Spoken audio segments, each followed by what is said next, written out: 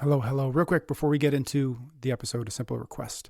If you like this episode, if you like any of the episodes we put out every single week, we would absolutely love it if you would share it with one friend. That's it. Just send them a text, send them an email, mention it next time you see them at the gym. Let them know that they may also like chasing excellence. There's no better way for us to grow our crew here at the show than if folks like you who are already listening share it with somebody who should be here. So if you've got a friend who's not listening, please consider sending them this episode or any of your favorite episodes. We thank you in advance. Okay, let's get into it.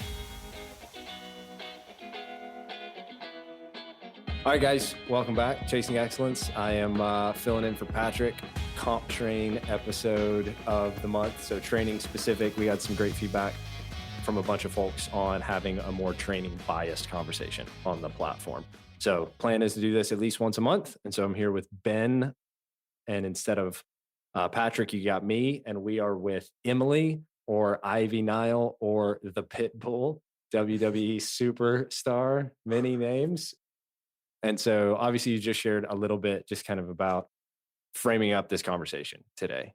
But I would love to just start with an opening on a little bit about you. Doesn't have to be a crazy deep dive kind of autobiography, but just a little bit about who you are.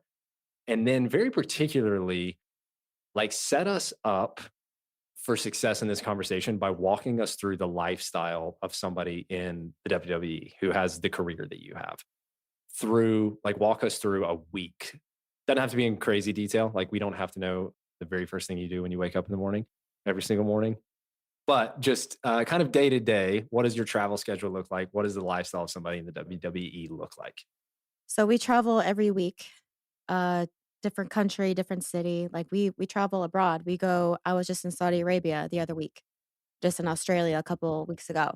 So we are worldwide. And I travel every Sunday. I leave every Sunday. It's a big travel day. And then TV all day Monday, come home Tuesday. And that's every single week. And sometimes it's more, sometimes it's longer. Sometimes I leave before Sunday, but week to week, that's usually what it is. And so my mentality going into the week, right?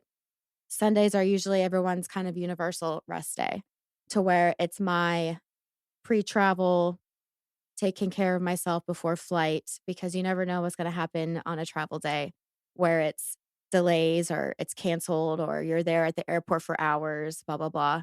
So usually on a Sunday, I do treat it kind of as a rest day, but also active recovery day. So I'm going in the sauna, I'm going in the cold plunge, I'm stretching, I'm doing all these things before flight. And then on the flight day, hopefully that goes well. Get into the hotel, go to bed early, because TV days on Monday are extremely long. We're there for, 10, 12 hours on Monday. And whether I wrestle or not, that's pretty consistent, where I wrestle pretty consistent on a lot of Mondays, to where first thing Monday morning, regardless of how well or how not well I slept on Sunday, the best thing that I found out is the more that I slept in and the more that I think I needed it, I always find time to find a gym Monday morning, no matter where I am. And that's really cool too, because I will find the coolest gyms in every city that I go to. A lot of CrossFit gyms, I'll find a lot of cool gyms around the area. That's one of my favorite things to do, is to just find the go-to place for a gym. And I found some really, really amazing places along the way. And I've always found that sets me up for success for the entire day. It depends if I have a big match like I did this previous Monday, I won't go as hard, but I feel like moving and conditioning and waking up my body and triggering muscles, like, it just doesn't seem like it would be unbeneficial. So I definitely prioritize that. And that helps me tremendously, because, like, if you're just kind of taking it easy the rest of the morning, and I just feel like you're not locked in. So for me, that's a huge priority of mine. Yeah. And then I get to TV, and then we're there literally all day. And Monday nights are pretty brutal. We're up late. We usually have flights first thing out in the morning on Tuesday mornings. And, we get home anywhere between like kind of mid-morning, afternoon. And I don't know like if it's the best thing to do. I'm kind of back and forth on pre-travel health benefits. I'm not really sure. Like I know there's a lot of things about working out post-flight and all this stuff, but I always find it for me, I'm on a plane sitting for hours. I think the best thing to do is to move.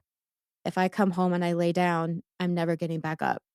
If I come home and like even sit anywhere, it's over. So usually what like I'm not just saying this, you can ask everyone here. Like I work out immediately as soon as I get home. I'll have breakfast or I'll have something and then I do the programming of the day. I do. Like that's just how I move. And it's just honestly too, it's a Tuesday. It's not like it's like, yes, I'm traveling and I'm big day Monday, but I feel like for me, that's what keeps me different from the rest. I'm not going to waste a day just recovering. I can do that later. So I'll come home and kind of treat it as a normal day, do the programming, and then the second half of the day is my recovery. I'll do the sauna cold plunge and our compression boots and stuff like that.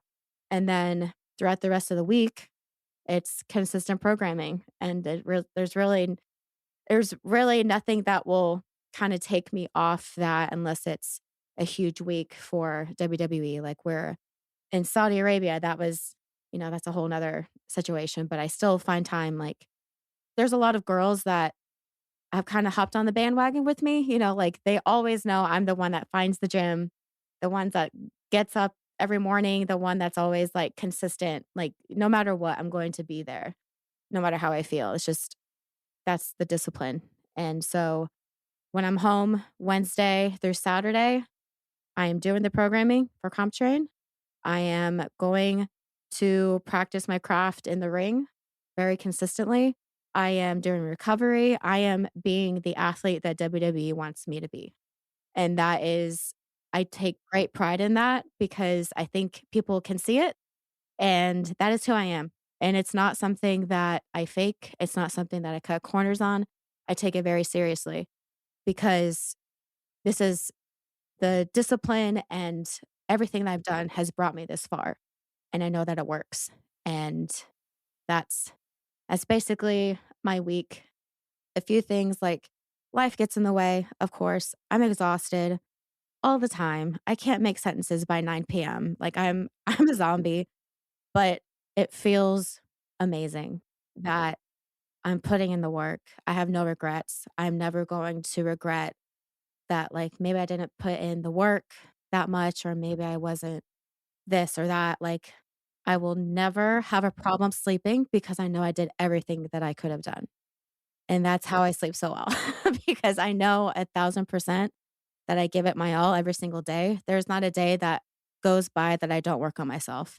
And there's always going to be positive, like working on yourself, either it's working out, taking time for recovery, if it's learning a new craft, if you don't do wrestling, if you're in another sport or whatever it is, as long as you're working on yourself, there's always going to be a positive outcome.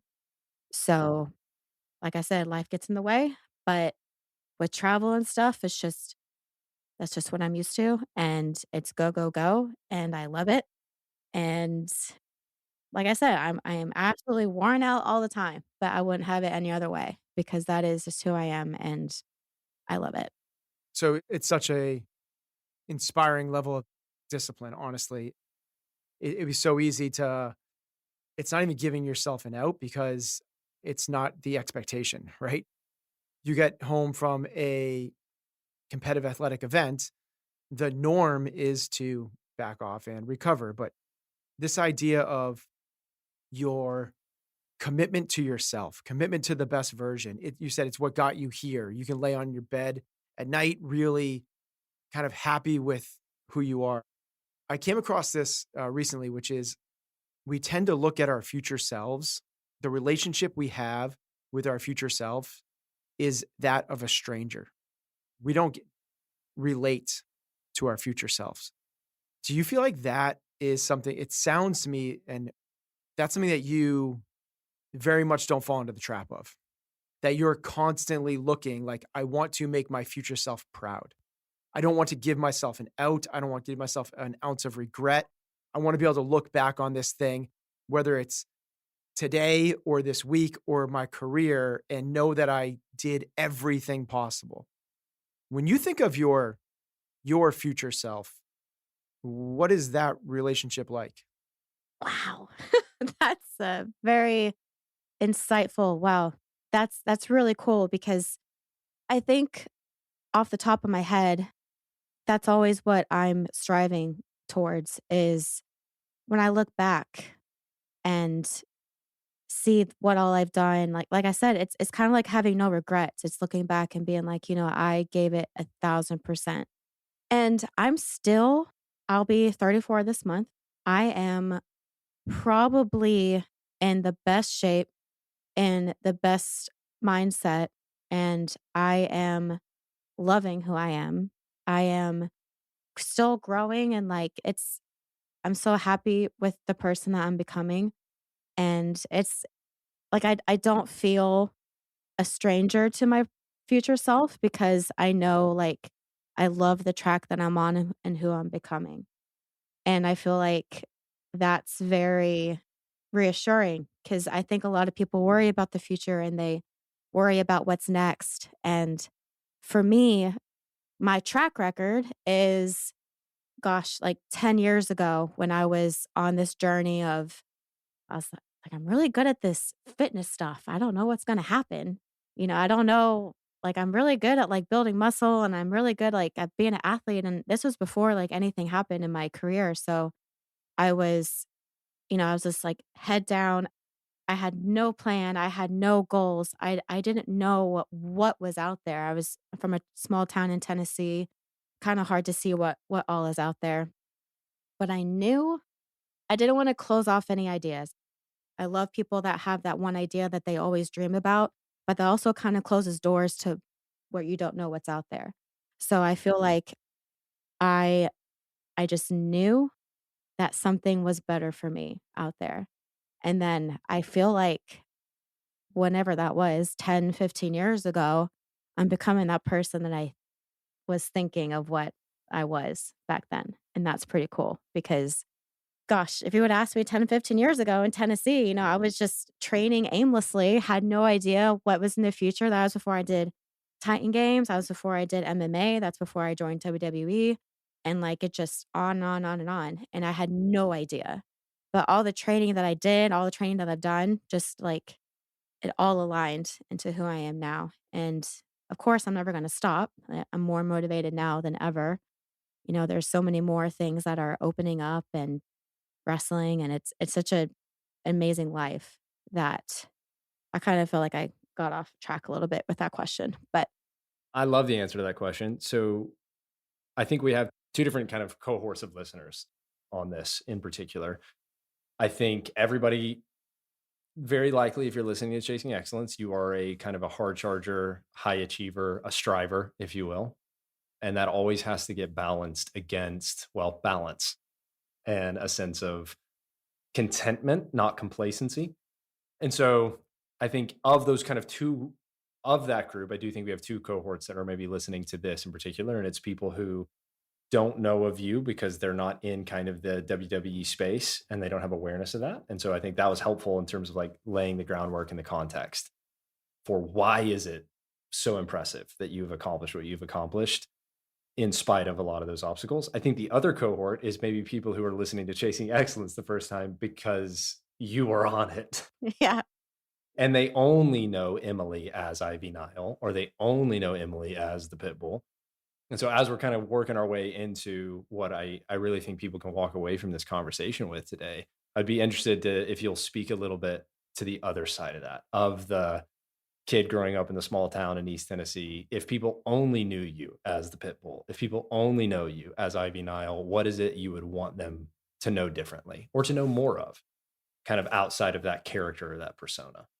yeah. So like I said, I was actually born in Florida, but I was raised up in Tennessee for the most part for 20 years. I was in a little bit of Johnson City, Tennessee, and then was in Knoxville for a very, very long part of my life. And have a sister and two brothers and a awesome mom and dad. And we were homeschooled all the way. All four of us were homeschooled. I was the most quiet little thing you'll ever meet. Like I was so shy. I was not good at communicating or talking. It was just, I was just in a small town. There's not much, and like we were homeschooled, so there wasn't much to me. So I did martial arts ever since I was about 5 years old, and since I've been doing it forever. And then when I reached high school, I really wanted to be like, I'm short, I'm 5'2". I kept getting my head knocked off by these girls who are bigger than me, and I was sick of it. And I was like, how do I get in shape? How do I beat up these girls? I'm sick of it. And I'm done. I was losing everything. I was like, I'm just over it. So that's when I really started to lock in. And that was the trigger for me. I kept getting hit in the head and I was sick of it. So first of all, I just wanted to get in shape so I can stop getting hit in the head. And, before you know it, I started getting really competitive in martial arts as far as that took me. And then I wanted to learn self-defense as a woman. It's extremely important to get comfortable in the uncomfortable is what we like to say in jiu-jitsu, because you're rolling around with men on the floor. It's really uncomfortable.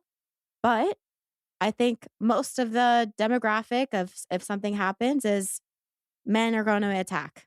That's just plain and simple. That's self-defense 101. That's what I'm going to deal with. So I wanted to get uncomfortable in the comfortable, and I wanted to learn how to take care of myself. And I think that is extremely important for every woman of all shapes and sizes, all ages. Firm believer in that. We can get into that too. But got into jujitsu, got into boxing, basically got everything I get my hands on in martial arts, because shortly after that, I wanted to get into MMA. So as soon as I got into MMA, I did a fight, and I lost my first fight, but it went to a decision. It was a really good learning experience. And as I was about to train for my second one, I started to venture out into other things. I literally auditioned, put in basically just not audition, but I filled out this form to be on Dwayne Johnson's show, The Titan Games. Small girl from Tennessee, tried out for the Titan Games. Like, I just put in videos I had on my phone as a tryout or whatever. And next thing you know, I was going to California. I was like a Beverly Hillbilly going to California, never been there before. And next thing you know, I was on this NBC show. Like, it's all like the first thing I did was take a step. A lot of people where I'm from in Tennessee, when I go back and visit, in the same spot I left 15 years ago or however long it was ago. And people just don't take that step.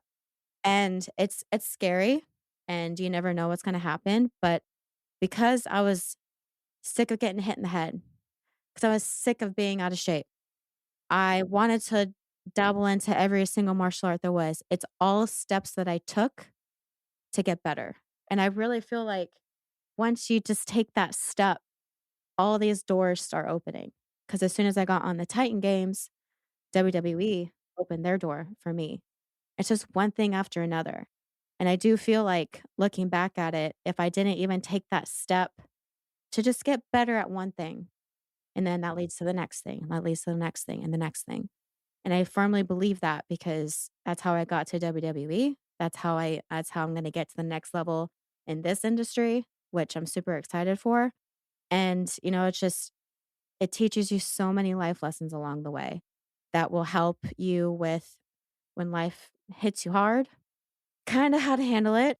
Of course, you have your people to help you along the way, but like all these disciplines that you learn over the years, I really feel like the fitness world just goes hand in hand with life decisions. I think I was listening to, I think it was Joe Rogan. I can't remember who said this, but they're like, the harder that you push yourself in the gym makes life easier, because like At least I don't have to do like this morning. I did the programming this morning. Like, I don't think anything's going to be worse than those 50 deadlifts that I did this morning. Like that's like the rest of the day is so easy, you know? That's today's comp training program. You already did it. Yeah, I already did it this Yeah, morning. I had good to get job. up early. Yeah. Oh my gosh, it ruined me. But I know, I think I just sat there afterwards and just stared at the wall for a minute. Um, but yeah, I think if anything, I think a lot of people see me as, people think I was born with a six pack or born with all this stuff. And I definitely was not. I was about 15 when I first started to learn how to lift and learn how to take care of myself. And you just become obsessed with the journey. And I think people just kind of they go through phases of taking care of themselves, and it's like it's not a phase. This is a beautiful journey if you let it be that for you. And I feel like I work with a lot of people that kind of go through phases. Like, it's a phase is driving me nuts because as long as you find out what works for you, fall in love with it, and just realize how much you're capable of. My sister has taught me a lot of lessons about you can do so much more than you think. Like, we are such resilient creatures. Like, we are capable of so, so much. And, once you can really lock into that person, you can do anything. And I feel like I learned that at a very young age. And like on Monday, I was just wrestling in front of how many people? It's insane. And I'm so proud of myself. I can say that because I've come from literally nothing, and I've worked so hard to be in this position that I am now. And I feel like people just kind of assume something about me, or they just assume this or that. And not saying that anybody can learn how to do this. It's just deciding to do it. It's deciding to take those steps. It's deciding to make those steps every day, because you can't, like, there's days like I'm tired today, but that's just a day. Shake it off. Some people will kind of just get in a rut, or they just don't want to be better. And life is hard. I know that. It's just I don't want people to think that I'm just a meathead or I just grew up. I learned how to do this. And it's kind of hard to I want to be relatable too. I don't want to feel like people can't achieve what I'm doing. If you would have met me back when I was 15 years old, I started off like just like anyone else. It's just I decided every single day to be better. And that's literally every day. If you're taking one step to be better than you were the day before, I think that's something very valuable. Every group has someone who insists on doing things the hard way. That friend still paying for a subscription they forgot they had. The one refusing to update their phone because it still works. I'm not that person. Well, not really, except when it comes to overpaying for wireless service. But right now, I'm in the middle of switching carriers, and let me tell you, it's intentionally a pain. The big three carriers make it difficult on purpose to keep you locked in, but I'm making the switch to Mint Mobile. I think you should too. Stop paying way too much for wireless. Mint exists purely to fix that. Same coverage, same speed, just without the inflated price tag. For a limited time, get 50% off 3, 6, or 12-month plans of unlimited premium wireless. Bring your own phone and number and start saving immediately. Switch now at mintmobile.com/excellence. And for a limited time, get unlimited premium wireless for just $15 a month. That's mintmobile.com/excellence. Upfront payment of $45 for 3 months, $90 for 6 months, or $180 for 12-month plan required. $15 a month equivalent. Taxes and fees extra. Initial plan term only. Over 50 gigabytes may slow when network is busy. Capable device required. Availability, speed, and coverage varies. Additional terms apply. See mintmobile.com. Every year around this time, something shifts in how we think about money at my house. We stop thinking about last year's finances and we start thinking about this year's finances. That's why we use Monarch, because most financial apps are built around the past, showing you what you spent, making you feel bad about it. Monarch, though, is built for the future. So set yourself up for financial success this year. Monarch is the all-in-one personal finance tool designed to make your life easier. It brings your entire financial life, budgeting, accounts, investments, net worth, and future planning together all in one dashboard on your phone or your laptop. Feel aware and in control of your finances this year and get 50% off your Monarch subscription when you use the code EXCELLENCE. Unlike most apps, Monarch keeps you proactive, giving you a complete picture of your budgets, debt timelines, savings goals, net worth, all of it so you can make decisions that actually move the needle. Set yourself up for financial success in 2026 with Monarch, the all-in-one tool that makes proactive money management simple all year long. Use the code excellence at monarch.com for half off your first year. That's 50% off your first year at monarch.com with the code excellence. We are brought to you by Cozy Earth, a brand on a mission to elevate the everyday through better materials and the kind of quality that reshapes small moments. February has us thinking about the ways we could take care of ourselves, and few investments quietly pay off more than better sleep. Sleep is one of the 5 factors we come back to on the show all the time, and the environment you sleep in matters more than most people ever realize. Cozy Earth makes sleepwear and home goods from viscose, from bamboo, and the difference in feel is real. Their bamboo pajama set sleeps cooler than cotton and helps you fall asleep faster, stay comfortable longer. Their classic cuddle blanket is richly plush, the kind of comfort you reach for every single night. I promise you, you will do that. Both come with a 100-night sleep trial and a 10-year warranty. Share a little extra love this February and wrap yourself or somebody you care about in comfort that truly feels special. Go to CozyEarth.com. Use the code excellence for up to 20% off the whole site. And if you get a post-purchase survey, be sure to mention that you heard about Cozy Earth right here on the show. Celebrate everyday love with comfort that makes the little moments count. I want to tee Ben up to get into like training specific things. And I think to do that, one of the things we talk about, and Ben, you and I have been talking about at length, and you and Patrick have been talking about, and we've been putting out on Chasing Excellence in particular, is this idea of drift. And I really look at a lot of Emily's success as just like anti-drift, honestly. And the extensive success that compounds whenever you just, as you said, Emily, choose to just like do a thing that is different than what would be comfortable or seen as normal or the status quo. That kind of stuff compounds so significantly. And so I have other questions that aren't about training that maybe we can get to at the end, but I would be interested to hear kind of like Ben's thoughts or questions of how to distill, like you said, you don't want to be somebody that is seen as unattainable or not relatable. And you can't avoid that in its entirety because you're a very impressive person. And so, but what I do think is possible is for people to apply the same principles that have gotten you where you are. I think that's what's relatable. So just interested in what's in your head, Ben, whenever you kind of like hear that framework of like, Emily is a powerful example of like somebody who just hasn't drifted through life. And so where could we take that in terms of helping listeners apply that kind of same principle? So when we say drift, what that means is essentially just kind of like taking your foot off of the gas pedal and kind of like just aimlessly doing life. And life, society has a current.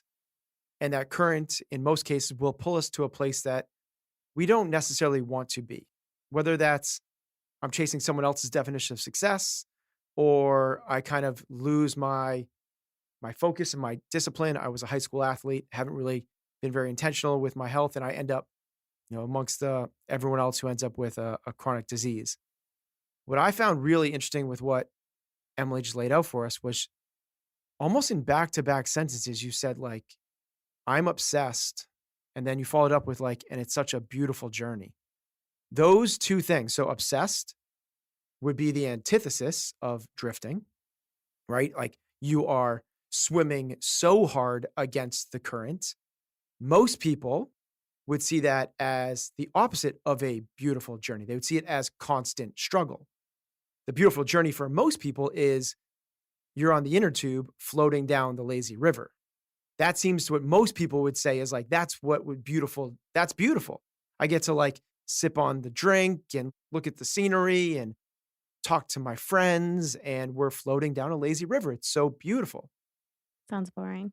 Yeah, right. So like, well, it's what you're like, that's what I'd love for you to kind of like, yeah, why is that boring? And like, and you kept on saying like, I learned how to lock in, and locking in was taking one step better every day.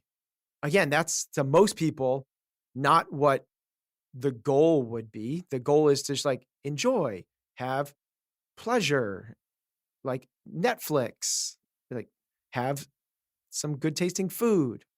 How is that drifting boring and miserable, while this disciplined life, the obsessed life, is the beautiful journey? Oof.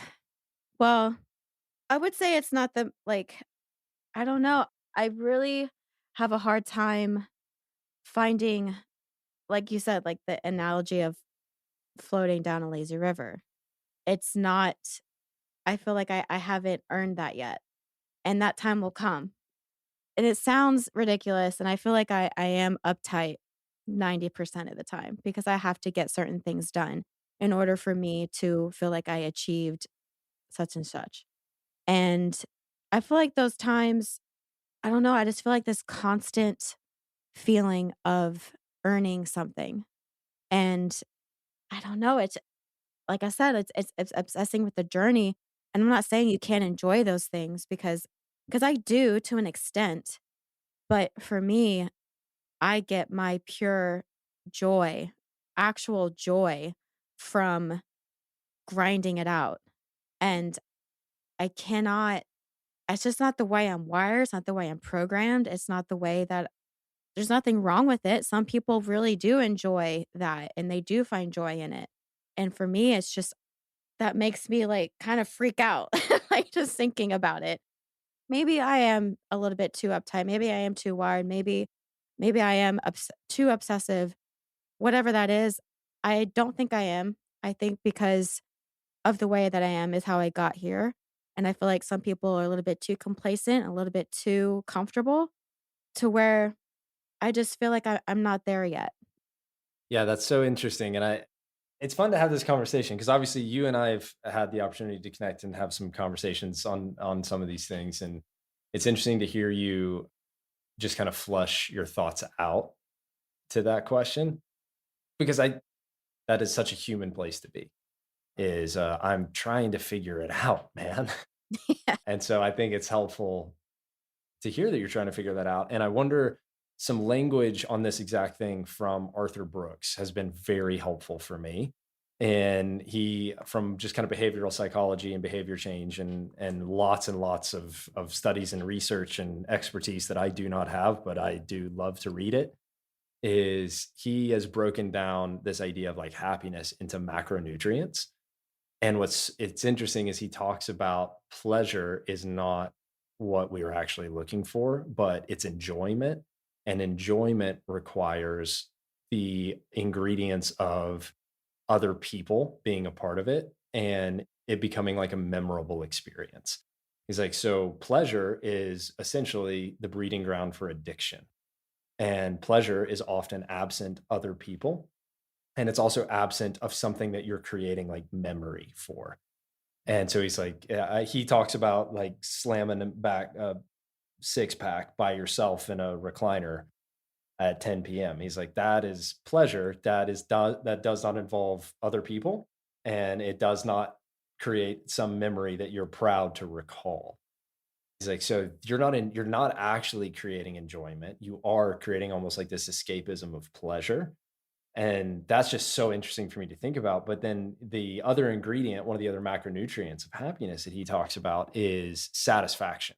And satisfaction from like a psychological and a neural perspective, like from a measured perspective, satisfaction literally only comes after you do something difficult.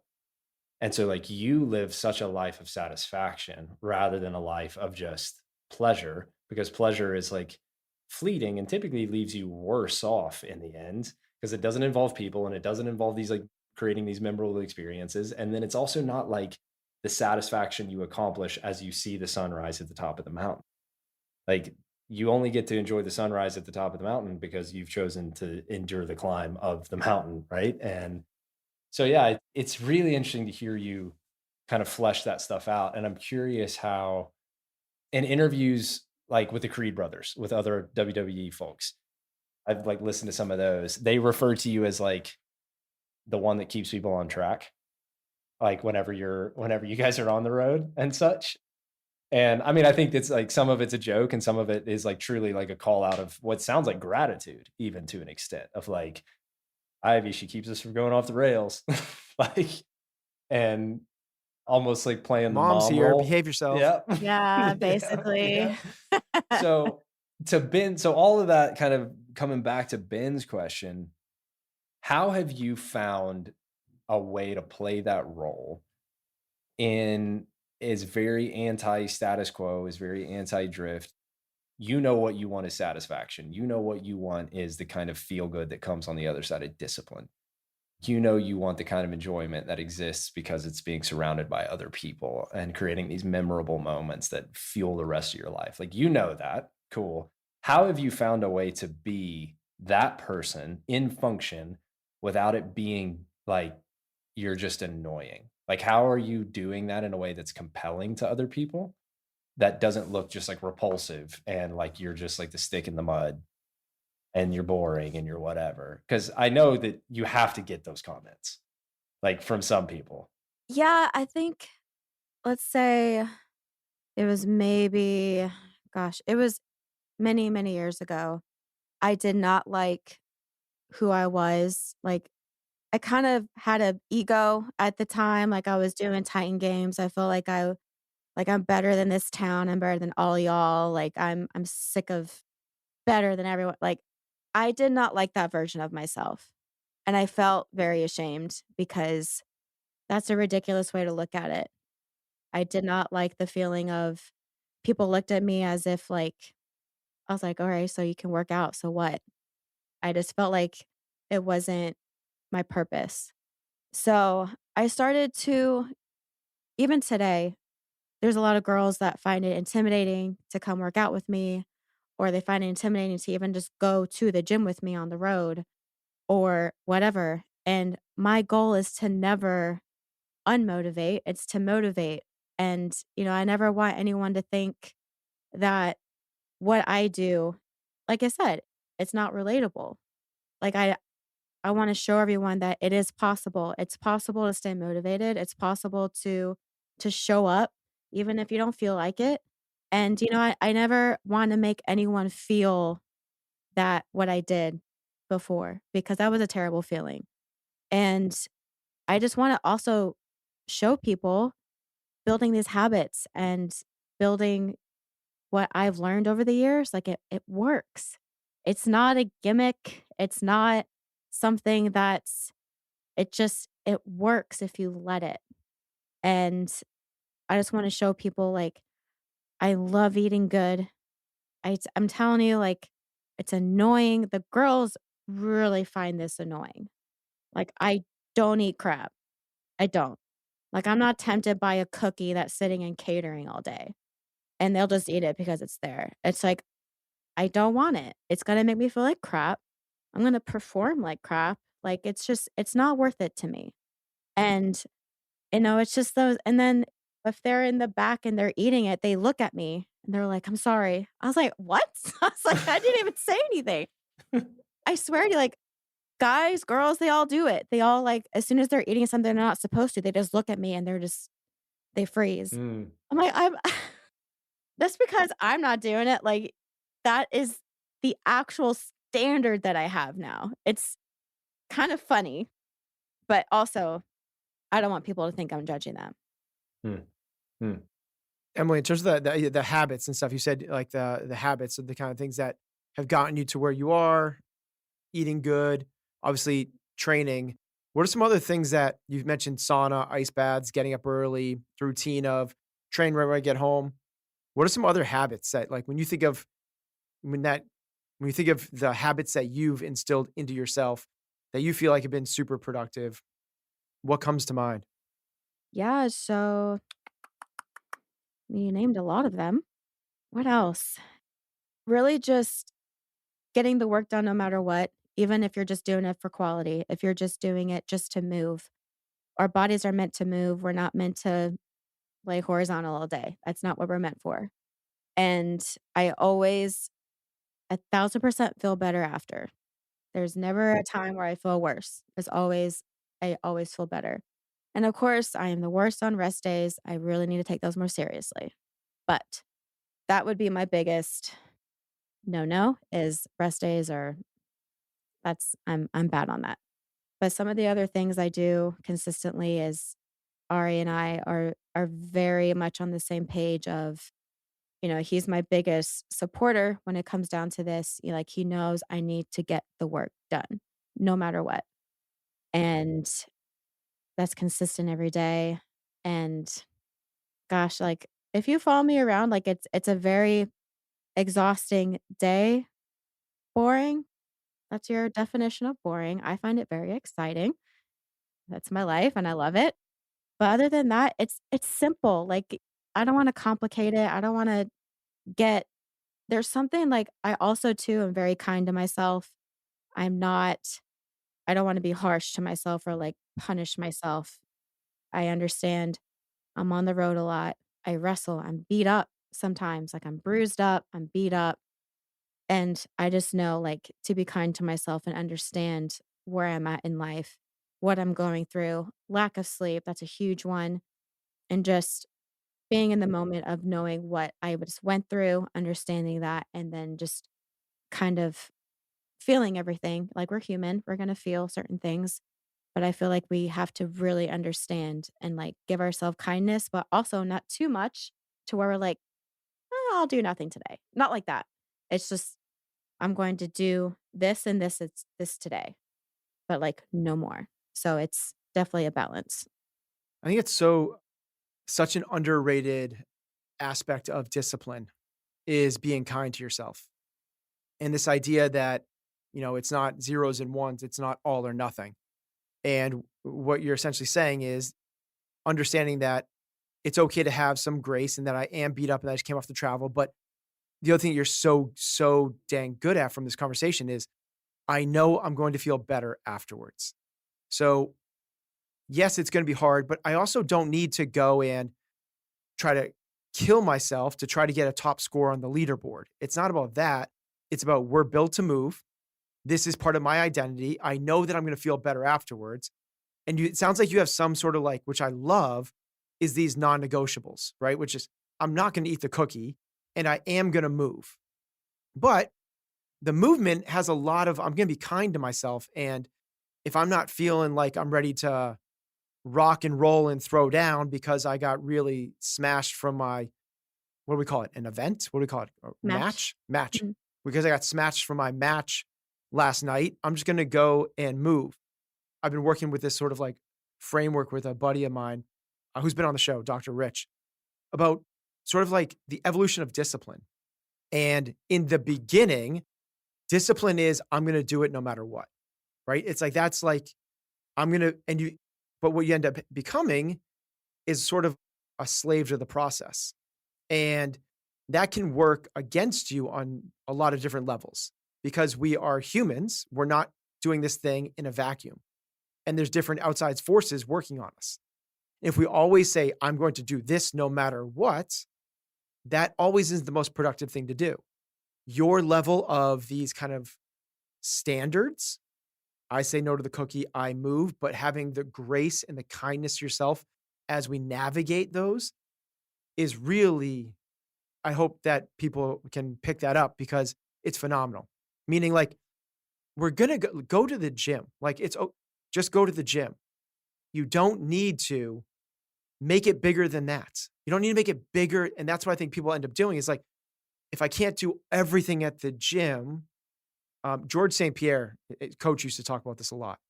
He's like, our thing is we have to go to the gym and we have to warm up. That's our standard. We do that. Then from there, we can start to make decisions. And there's no 10, but all we need to do is make sure we get our ones. It's that saying that, a 1K run has more in common with a 10K run than a 0K run. Like, I know I'm going to do this thing. To what level, what degree, what intensity, I'm going to have a lot of grace and a lot of flexibility with that. So maybe coming back to it, after you have discipline, which is at all costs, no matter what ends up being the higher level of discipline is with extreme flexibility. And that extreme flexibility actually serves people really, really well. So I think it's really cool that you've found that good balance. And that's what always one step forward is. It's not what people think, which is 1% fitter every day. It's not. It's that dedication to the process and stacked on top of each other. That's how we end up where we want to be. We're brought to you by David Protein, the bar that delivers more protein for fewer calories than any leading bar on the market. I grab a David bar almost every single morning. A bar plus a couple pieces of fruit has become kind of my go-to start for the day. And if I can land 20 to 30 grams of protein before 9 a.m., I know the rest of my nutrition is set up to succeed. David has two lines: Gold, which has 28 grams of protein, 150 calories, zero sugar, and Bronze, which has 20 grams of protein, still 150 calories, still zero sugar. The Gold bars hit 75% of calories from protein. Bronze comes in at about 53%, both of them well above the industry average, which comes in around 40%. David is offering our listeners a special deal. Buy 4 cartons and get a 5th for free when you go to davidprotein.com/excellence. That's davidprotein.com/excellence. And if you prefer to shop in person, David is available at Target, Walmart, Kroger, Wegmans, and the Vitamin Shop. Just check their store locator to find a location near you. We are sponsored this time around by Warby Parker, the brand that has completely reimagined what it feels like to buy quality eyewear. I will be honest, I never really cared about what kind of sunglasses I wore, but I recently decided that I was going to be a grown-up and actually get a great pair, and I ended up at Warby Parker. Before I even ordered, I fell down a rabbit hole on their virtual try-on feature. You just point your phone, or in my case, my computer, at my face and tried on a dozen frames. I spent way too long doing it, but I landed on the Perkins LBF in black matte Eclipse. They just showed up and I love them. Beyond sunglasses, Warby Parker carries prescription glasses starting at just $95, contacts, online eye exams, and more, all in one single place. Our listeners get 15% off plus free shipping when they buy 2 or more pairs of prescription glasses at warbyparker.com/excellence. That's 15% off when you buy 2 pairs of glasses at warbyparker.com/excellence. After you purchase, they'll ask you where you heard about them. Please support the show and tell them that we sent you. This episode is brought to you by BetterHelp. Sometimes it can feel like everyone else has it together in their love lives, whether they're married, dating, single. The truth is, most of us are still figuring it out and finding our way. Gosh, isn't that true? February, full of flowers, candy, stuffed animals, and of course, lots of talk about relationships and cupids, which rhyme with stupid for a reason. Anyway, no matter where you are, whether you're married or dating or single, we're just focusing on you. You are right on time. And therapy can help you find your way and see more clearly where you want to be. Therapy is an opportunity to identify what's getting in the way of your relationships and help remove any blockers, whether it's for individuals or couples. BetterHelp therapists are fully licensed in the U.S. and work according to a strict code of conduct with over 30,000 therapists. BetterHelp is the world's largest online therapy platform, having served over 6 million people globally. BetterHelp does the initial matching for you so you can focus on your therapy goals and you can switch therapists at any time. You can get 10% off at BetterHelp when you go to betterhelp.com/excellence. That's BetterHelp, HELP.com/excellence. I love that we're kind of having the opportunity to speak a little bit on behalf of our experience of Emily, of like how we have interacted with you, which I think says a lot about, and not I think, I know that it says a lot about you.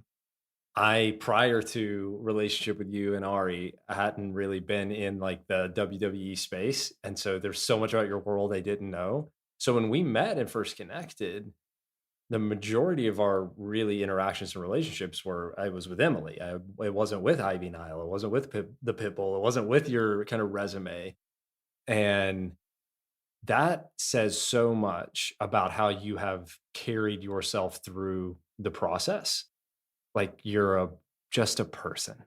You're a person who has achieved extraordinarily unique things and impressive things.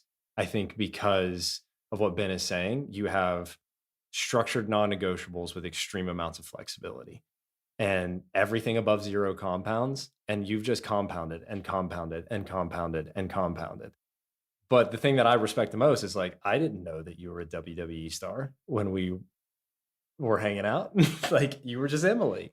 Yeah. And it's like, there's so much value in that. So maybe as a landing place for the final bit of this conversation in particular, you have had a long standing relationship with CompTrain, in terms of it being your training platform. You've had a long standing relationship with Ben as coach. kind of as like mentor, virtual sensei. You've gotten to spend some time with him up in New England as well. Yes. So I want to spin this a little bit at the finish. I want to set Ben up for success by giving him a second. But Ben, I wonder as you are listening to Emily share here, put your coach, I'm Emily's coach hat back on. And what would you say to her regarding her kind of continual development? What, from your perspective, looking at her process as an athlete, looking at her process as a person holistically, what would you say to her as a coach to like just continue to evolve, to continue to elevate her process? So we'll end the episode there. Emily, as Ben's thinking about that, I'm interested just to hear from you. What, like, let's just get really, really athlete specific. What about comp train in particular has like been compelling to you for you to have stuck with it for so long? And then how does it transfer to like athlete performance? Like, what is happening in matches? Like, why does the training transfer to what you're doing in the ring? I'm watching you do this stuff and like, I mean, I've never turned wrestling on before our relationship, but now I'm like very intrigued. Crazy, right?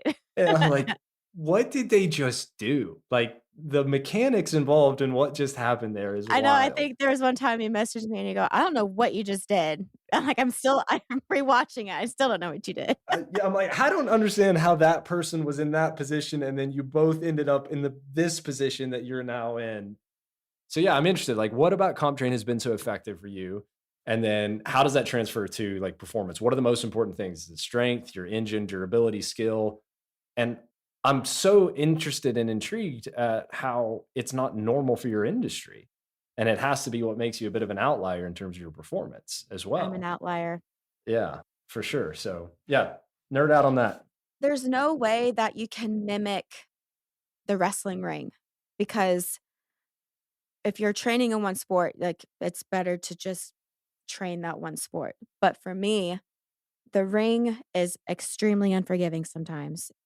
It is tough on the body. You are lifting people up, you're getting slammed, you're getting kicked, you're getting all these things, which martial arts set me up for that. But with comp train, that my favorite workouts are between 10 and 15 minutes, kind of like today, where there's up, there's down, there's jumping, there's lifting, just like the ring. I am getting kicked on the ground, I'm getting slammed on the ground. I have to get up for the like I'm lifting people up. And the moment that I so let's say I'm in zone 4, zone 5, I'm freaking out and I have to pick someone up, I have to slam someone and I am exhausted, I'm blown up. Worst fear. We all hate it. Every time we're in there, if we're blown up, it's one of the scariest things that you can feel because you just know you feel weak. You're not, but you feel weak. If you can't pick someone up, it's one of the scariest things ever because both of your lives are in each other's hands and you can't. That is something that I just refuse. Like, of course, it still happens. Like this past Monday, like I wore my whip out there, like I got to zone 4. Like, trust me, I did. But in comp train, I was just talking to Ari about this the other day. Learning how to breathe through zone 4, zone 5, even learning how to breathe and learning how to handle your heart rate at that kind of level is all I think what people in this industry need because zone 2, whatever. Zone 4 and zone 5, when I'm doing these workouts where my heart rate is that high, learning how to breathe, learning how to control, learning how to stay calm in those zones is extremely important. And it's the closest thing I found to the ring. It's the bar none, the closest thing I could ever find. That's why I've never strayed away from it. And of course, the biggest pet peeve I have is like people who just don't get out of zone 1, zone 2, and then they go to the ring and they blow up. And like we have to challenge our lungs. We have to because every time we're out there, that's what we're doing. We're running around, we're jumping, we're like it's a very, very serious thing to do is to take care of yourself and stay conditioned. And that's why when I stay disciplined and do this, it's not just because I do it for aesthetics. I do it because I need to challenge my lungs. I need to push myself because I'm not about to be the person that the most jacked one out there gets blown up. Are you kidding me? Like that's never gonna happen.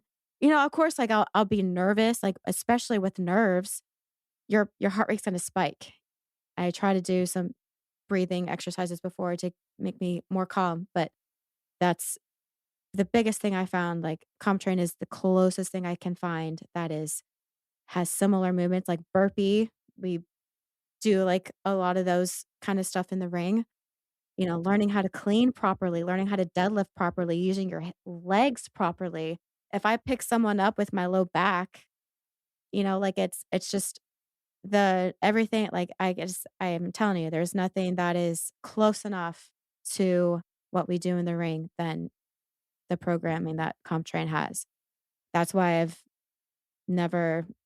was like, I don't want to do anything else. Like it works. Like why would you move on to something that works? Yeah, that in a nutshell. And I've had girls that have come and tried it and they love it. And we start from if they can't do a certain weight, that's okay. We start to build and they say the same exact thing. There's like, this is the closest thing we can get. Like if it's a 10-minute workout where in our match, we have a 10-minute match, it's pretty equivalent.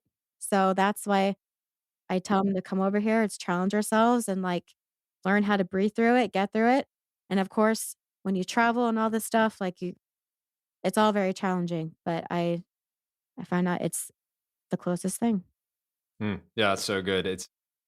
I love that because what it does is it pulls back the curtain or it pops the hood on the real value of fitness. And we've talked a lot about like the new definition of fitness or the new era of fitness should really just be synonymous with capability for most people's understanding. And it's interesting to hear you talk about like in your industry, there's the need to be like physically dominant in aesthetic or to look physically capable or to look physically dominant, but when you actually put yourself in the position where you have your body and the systems inside of your body have to perform at a dominant level, you can't hide that. It really is possible to look a way that you don't have the actual ability to match it. And so the way that you're training plugs those holes and fills those gaps, and obviously you are known. It's interesting just listening to other people talk about the fact that like you're the one that trains a lot because you're jacked. It's like, yeah, but like she also has capacity, capability. Like it's not just aesthetic and it's not just the physical prowess of the way that you look, but also the way you perform. So it's cool. It's cool to know that you're working with friends who are seeing that same thing of like, all right, looking impressive for the camera, part of the job, necessary.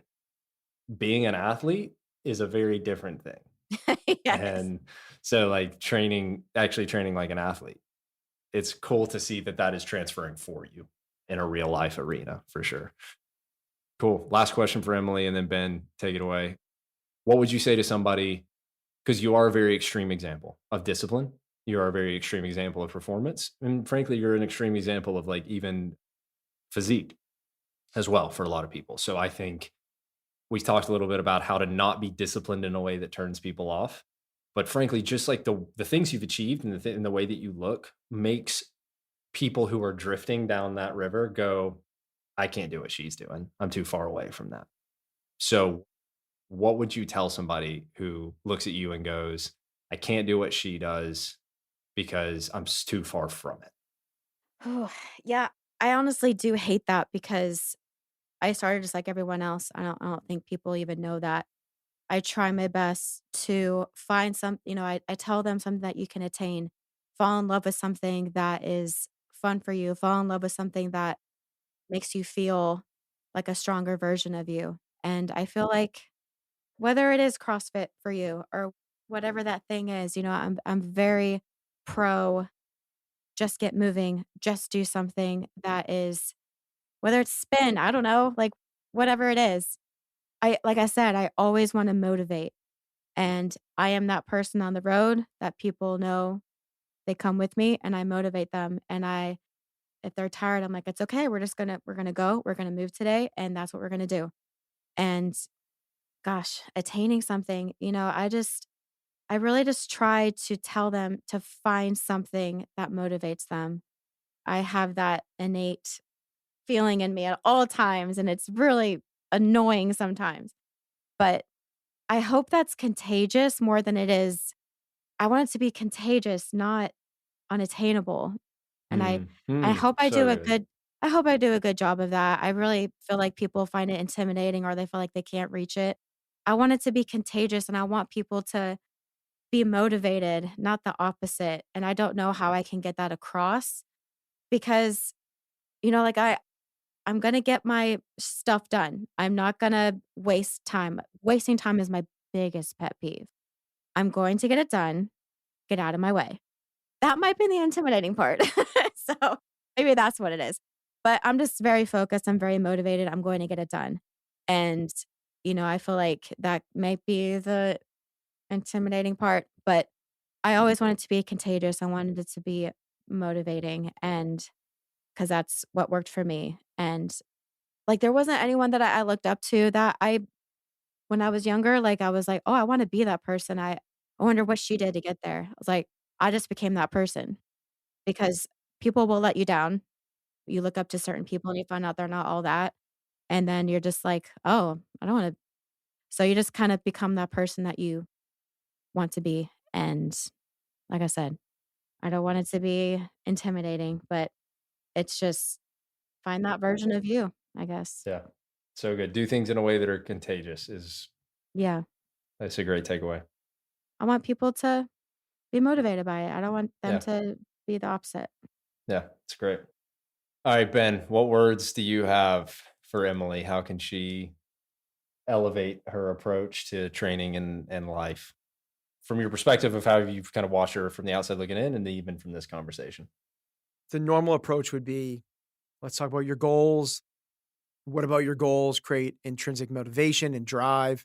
From there, let's create your environment, establish some habits, and hold ourselves to some standards to create discipline to be able to achieve those things. That's how you create the ecosystem of achievement. That's not worth a discussion with Emily. Like it's dialed. Yeah. From everything we talked about, like she knows exactly what she's trying to do. She has incredible drive. She has an incredible environment and she's protecting what she values most, meaning her training time, her sleep. It's what outside looks boring, but to her is incredibly fulfilling. She has the discipline, just as she said, like, get out of my way. I'm going to go and do this. So what normally would be the conversation you would have with an athlete is not.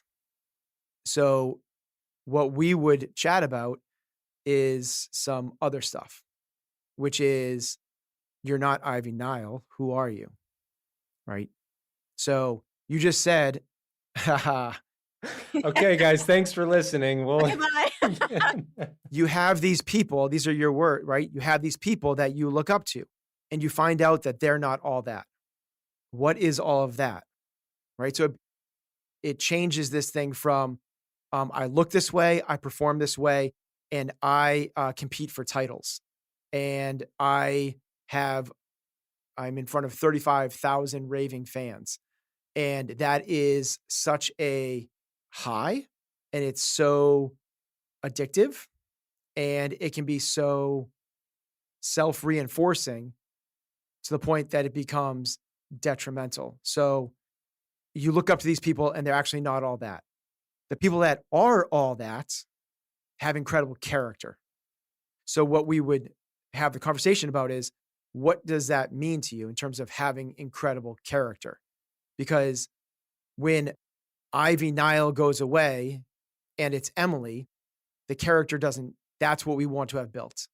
And if you, God forbid, get pushed out of the sport earlier than you want to, what happens then? So this is working with the person and the athlete. It's not one or the other. The person is the athlete. The athlete is not the person. So what I want more than anything else is for Emily, who is, I've been lucky enough to get to know her a little bit, is such a sweetheart. Like she's such an incredible person. Don't tell anyone. Yeah, right. Sorry. Oh my God. Pitbull. Yeah, Emily, not Ivy. Ivy's a badass. Right. Ivy's mean. Yeah. Ivy's a bad guy. But Emily is awesome, and she's what you'd want. Like, she's who you want your daughter to be best friends with. It's that type of person. So the first part of this journey is, how can we understand who that person actually is? And then all the same stuff, which is we set up the goals, which create the drive, which create the environment, which create the habits to morph ourselves farther into that person. The crazy part about that is, as you do that, what starts to melt away is expectations and judgment, because you are so secure with who you are. And as expectations and judgment float away, performance goes up. When we talk about competing in a flow state, that is a state absence of judgment. So while it looks like we're leaving the athlete behind to work on the person, we're working on the person to elevate the athlete. Because now every single time you go to train, compete, or do anything, you're doing it for pure, you try to use Jameson's words, but I think it was not joy, but enjoyment or satisfaction. It's for something. The way I like to frame up those words is if you inject meaning behind them, right? Once there's meaning behind those things, because it doesn't need to be necessarily struggle in my mind. I know Arthur Brooks said that, but in my mind, as long as there's meaning behind it, because like you going and working with underserved kids might not be a struggle. It might be joyful, but that brings intense fulfillment.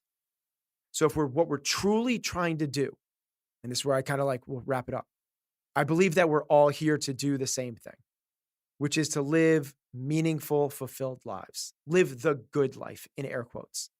We want to make sure that the paths that we're choosing are filled with the right purpose to get to that end. And if we are able to have that as our North Star, the judgment that we carry around on ourselves starts to melt away. If that is the case, not only do we have more enjoyment in the moment, performance also goes up. And this is the people that compete the freest do the best. Wow. That, like a peace when you find that. Yeah. It's another way of saying that would be like peace of mind. And the opposite of peace of mind, I think, is judgment. So good. All right, more conversations to come for sure. But to wrap this up, Emily, think about 15-year-old you in Knoxville.